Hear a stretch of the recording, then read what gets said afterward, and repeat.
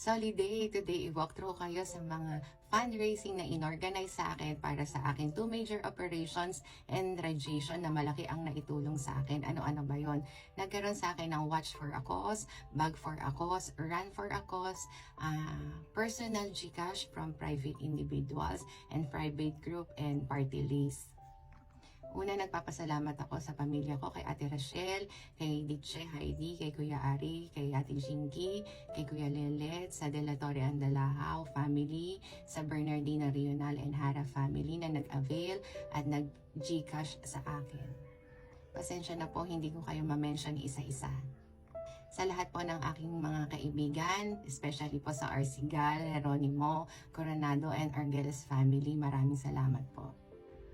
Sa co-workers at mga kaibigan ng aking asawa, maraming salamat po. Sa Santa Cruz Elementary School, sa aking principal na napakabait, sa pagmamahal mo po sa pangunawa, sa pagdalaw sa akin sa PGH, kasama po si Sir Elmer, si Ma'am Beth, sa aking mga nag-organize ng watch at bag, kay Sir Hermie, kay Ma'am Emmer, kay Ma'am Roda, kay Ma'am Joy, Ma'am Dang, and Ma'am Idream, Ma'am SB, maraming salamat po.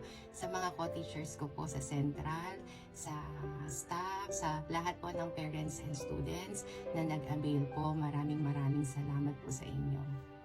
Kay Ma'am Mir, Ma'am Joy, and Grade 1 teachers, especially din po sa SSES Grade 1, Ma'am Presi and Ma'am Alaysa, maraming salamat po sa parents and students po. Sa Santa Cruz Sub-Office po, sa SGKPSC, sa aming samahan ng mga guro, Kawaksi Punong Duno ng Santa Cruz, maraming salamat po. Sa Magdalena Sub-Office po, kay Ma'am Luz Cadano, Ma'am Kay, and to all teachers na nag-avail, maraming salamat po. Kay Ma'am Lynn po of Little Smiles Daycare Center, co-parents and students. Sa CPCS Family since 2010 po and 2017, teachers, parents and students. TF Friends, kay Ate Jobin po sa pagsama sa akin sa PGH at sa pag-avail ng watch and bag for a cause. Sa batchmates and classmates ko po sa Unson at PGMNHS batch 2002, especially kay Sir Idang, maraming salamat. So please follow me for part 2 mga kasoli.